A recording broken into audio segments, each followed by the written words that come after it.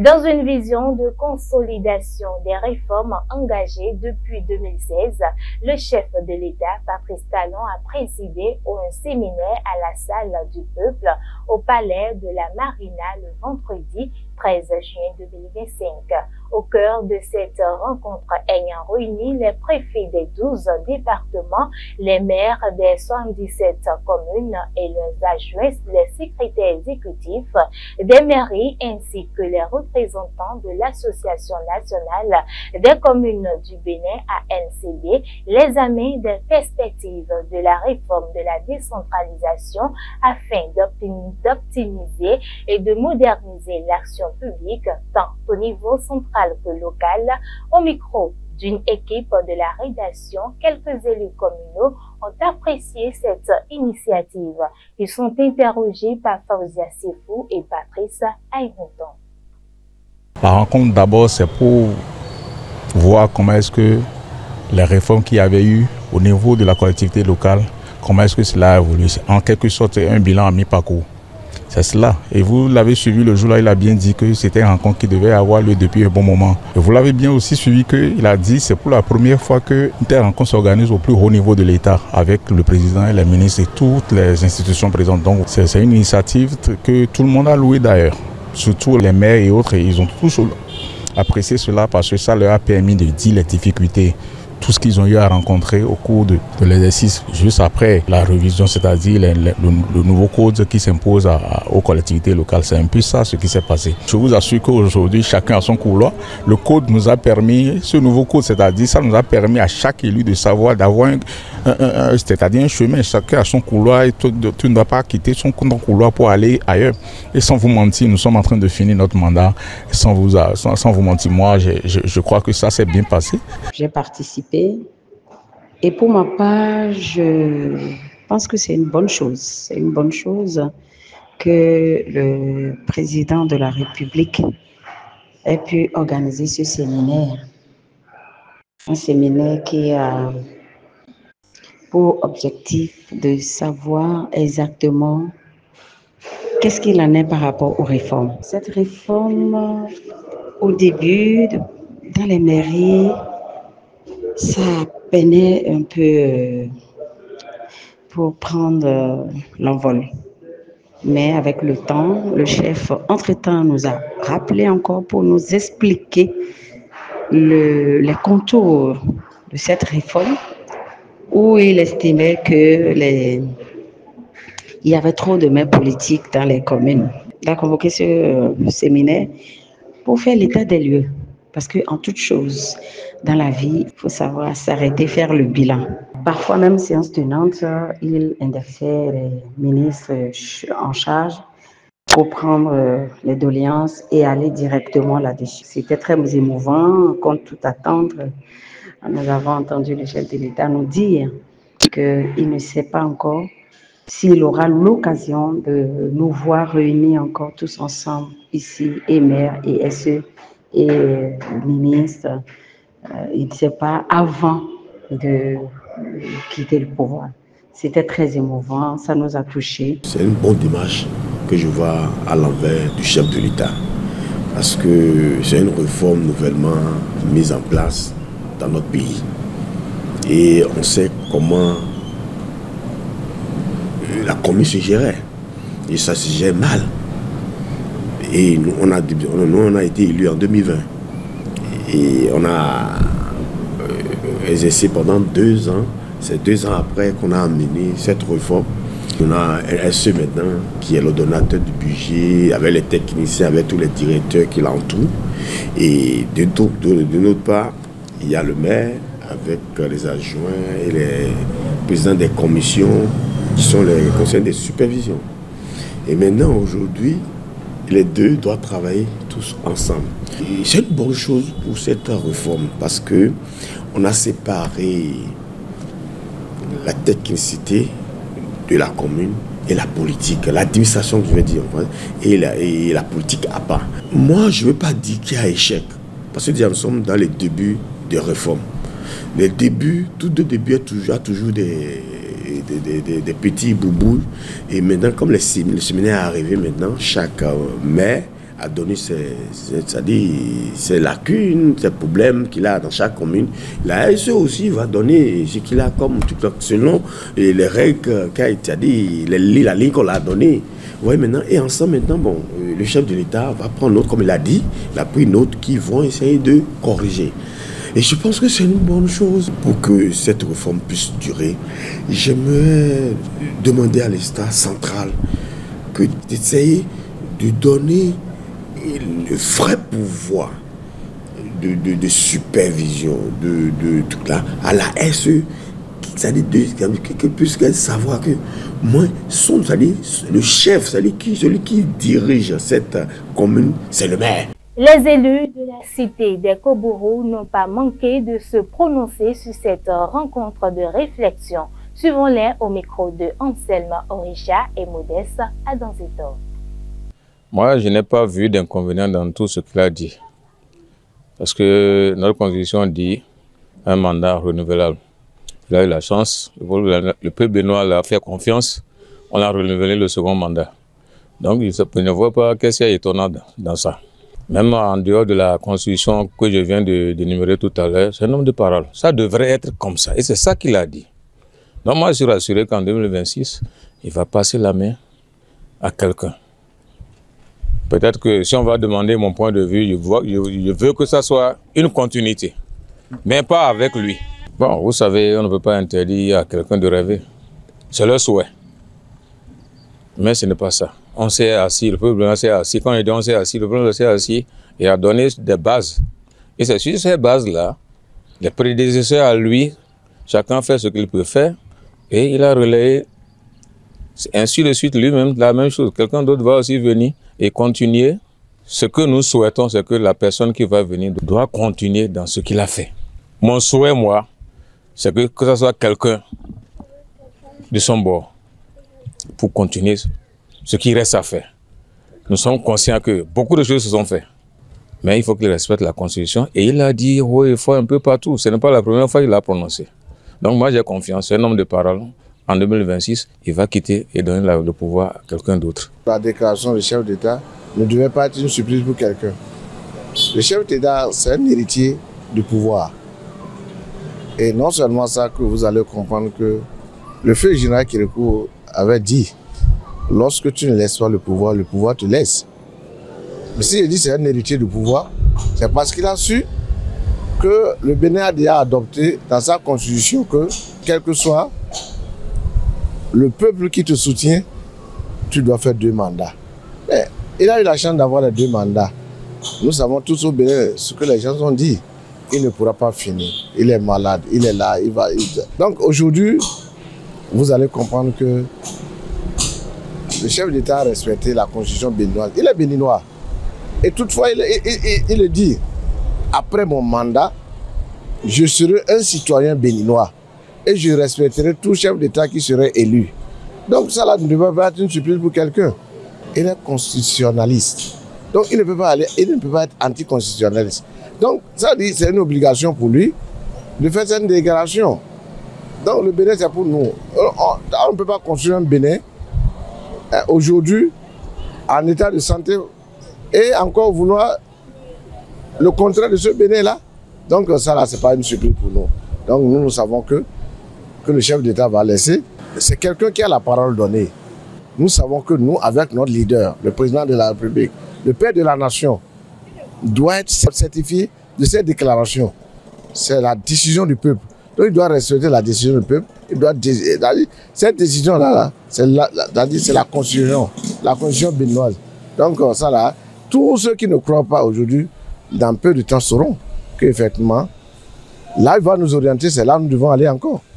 Parce que nous devons suivre quelqu'un qui a respecté la décision du peuple et il doit orienter encore pour sa succession quelqu'un qui va représenter tout ce peuple-là. Donc ça là, c'est pas... Moi, je n'ai pas de doute et j'exhorte tous ceux-là à croire que le chef d'État ne serait pas anticonstitutionnel. En bref, sur image, Une nouveauté dans le mode de désignation des secrétaires exécutifs de communes. Après ce séminaire, désormais, les maires procéderont à un tirage au sort de 3 noms dans la base de données nationale avant de choisir l'un d'entre eux sciences tenantes. Cette mesure vise à garantir une meilleure collaboration en permettant aux édiles d'avoir une idée préalable du profil de leur futur bras droit. C'est une décision prise en Conseil des ministres de ce mercredi 18 juin 2025. Le gouvernement a également reconnu la nécessité d'une implication plus accrue des maires dans le suivi des projets pilotés par l'État central dans leurs communes respectives. Objectif, renforcer la synergie entre les niveaux local et national pour une exécution plus fluide des politiques publiques. Dans la matinée de ce mercredi 18 juin 2025, les habitants du quartier Al-Barika, situé dans le 1er arrondissement de Parakou, ont fait une découverte macabre. Le corps sans vie d'un homme présumé de nationalité nigérienne a été retrouvé derrière une boutique non loin de la gare routière de la CNCB à Parakou. Si les circonstances exactes de ce décès ne sont pas encore élucidées, certains témoignages indiquent que le défunt souffrait de troubles de santé, notamment mentaux, bien avant sa mort. La police républicaine, accompagnée d'un agent de santé, s'est rendue sur les lieux pour le constat d'usage. Suivez à travers cet élément réalisé par Anselmo Richard et Modeste Adanzeton les explications du chef du quartier Al-Barika, Gamiou Alain Dji. Le corps sans vie d'un homme âgé d'environ 50 ans a été découvert par les populations du quartier Al-Barika dans le 1er arrondissement de Parakou ce mercredi 18 juin 2025. Alerté, le chef du quartier s'est rendu sur le lieu pour le constat d'usage. Il a évoqué les démarches menées à la suite de cette découverte macabre. Une dame est venue me voir, soit disant que à la devanture de sa boutique, qu'il y a un monsieur qui est couché et que le monsieur l'empêche d'ouvrir la boutique et de vaquer à ses occupations. Et c'est comme ça que je me suis déplacé, je suis venu sur le terrain. En face de sa boutique, il y avait réellement un monsieur qui était couché là. Bon, j'ai essayé de le relever, il s'est mis assis. Je lui ai demandé qu'est-ce qu'il fait là. Bon, il n'arrivait pas à sortir une phrase de sa bouche. Et j'ai demandé à ce qu'on m'aide à le relever. Effectivement, on m'a aidé à le relever. Je l'ai déplacé, je l'ai mis à côté. Donc c'est après ça que moi je me suis déplacé. J'ai demandé à la dame de mettre au propre la devanture de sa boutique et qu'elle peut ouvrir. Une heure de temps après, aux environs de 9 h, il y a un enfant qui est venu encore m'appeler pour dire bon, que le patron m'a demandé à venir voir. Il semble que le monsieur est décédé. Effectivement, je suis arrivé, j'ai regardé, j'ai touché son pouls et ça ne battait plus. Et j'ai conclu que réellement il était décédé. Tout de suite, je me suis rendu au commissariat. J'ai d'abord appelé le chef du 1er arrondissement, puisque c'est dans sa localité, et il m'a donné les consignes. Donc je suis resté avec le commissaire de Thibona. Tout de suite, on a appelé le médecin-chef du centre de santé de Tourou, et qui nous a envoyé une dame qui est venue faire donc l'autopsie. Selon les témoignages des habitants, le défunt, dont l'identité reste pour le moment inconnue, aurait été souffrant avant son décès. Lorsque je me suis renseigné auprès des ressortissants du Niger, puisque c'est un Nigérien, et ils ont dit que c'est un monsieur qui est un peu malade et qui se balade de temps en temps tout autour de l'Autoga, qui ne se sentait pas bien. Là, avant-hier, il a même fait une prière à l'intérieur de la mosquée qui est à côté là.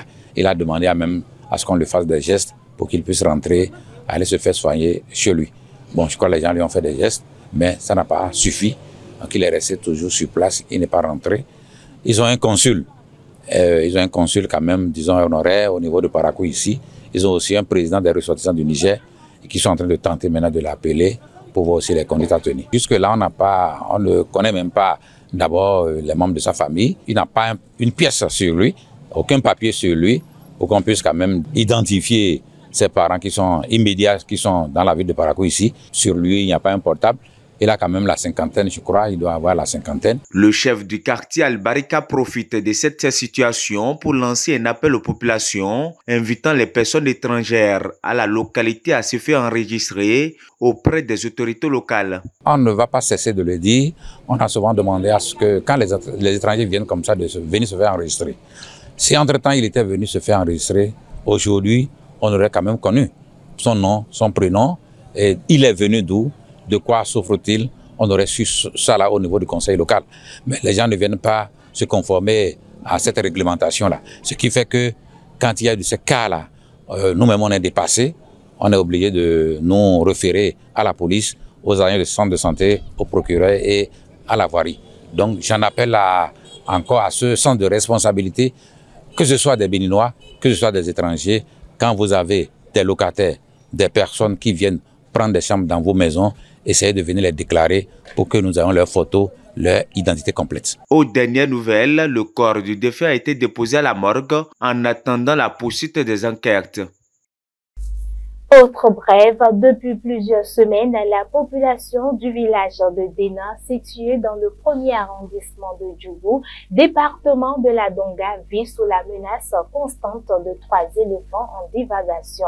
Ces animaux échappés de leurs habitats naturels, errant dans les environs, causant d'importants dégâts matériels et nourrissant une inquiétude croissante au sein des habitants. À présent, l'actualité internationale.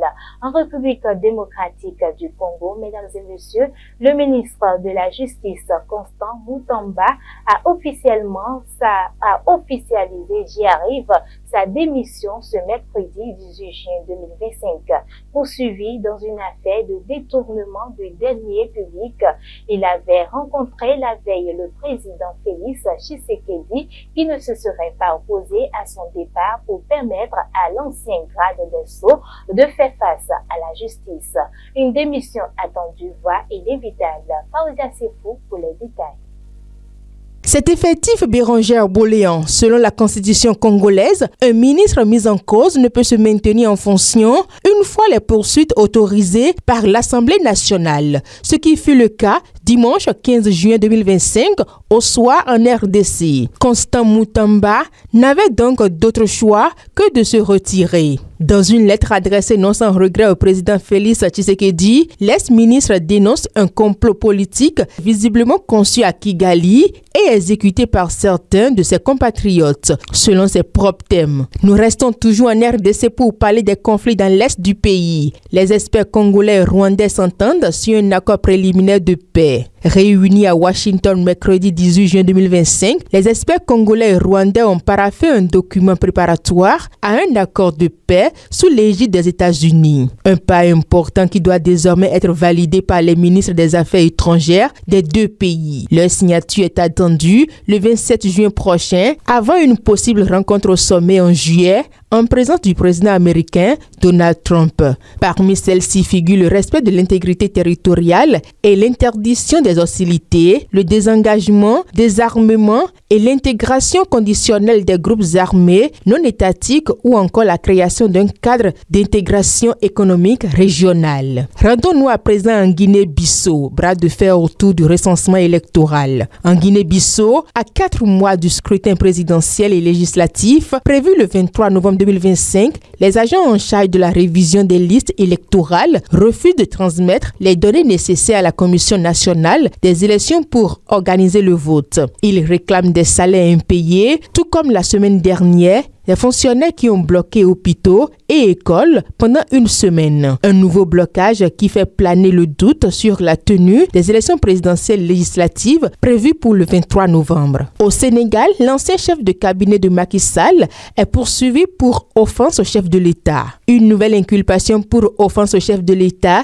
délit passif jusqu'à 3 ans de prison au Sénégal et dont la société civile demande régulièrement l'abrogation. Cette fois, il s'agit de l'ex-chef de cabinet du président Macky Sall, Moustapha Diakhaté, qui est poursuivi après avoir critiqué le protocole présidentiel dans une émission de télévision. Et pour terminer, conflit Israël-Iran, Emmanuel Macron plaide pour une option diplomatique européenne. Le président français souhaite que Paris, Berlin et Londres proposent un règlement négocié exigeant de nature à mettre fin au conflit, bien que l'Europe soit aujourd'hui ignorée par Israël. Spectateur impuissant du conflit qui menace et s'embrase entre Israël et l'Iran, le président de la République Emmanuel Macron s'efforce de faire entendre la voix de la France. Il est nécessaire de mettre urgemment fin à ces opérations militaires qui sont porteuses de lourdes menaces pour la sécurité régionale, a plaidé le chef de l'État lors d'un conseil de défense et de sécurité nationale mercredi 18 juin. Paris, dit-il, souhaite mettre un terme définitif au programme nucléaire iranien, mais pas la négociation et non pas la force. Une option diplomatique de plus en plus chimérique à mesure que la guerre s'intensifie. En sport, mesdames et messieurs, la finale de la Celtics Ligue Pro, initialement attendue le samedi 14 juin, s'est finalement jouée ce mercredi 18 juin au stade de Grand Popo. À la fin du match, Dadje FC, le club d'Aflaoué, a remporté le match au terme de la fatidique séance des tirs au but et devient champion du Bénin pour la première fois de leur histoire. Dadje FC met ainsi fin à l'hégémonie de Coton FC, triple tenant du titre. L'espoir est d'autant plus fort que le club décroche dans la foulée son billet pour la Ligue des champions de la CAF, une grande première qui ouvre des perspectives inédites. C'est tout pour notre intervention de ce matin dans votre émission Le meilleur réveil, Shamsuddin Badarou.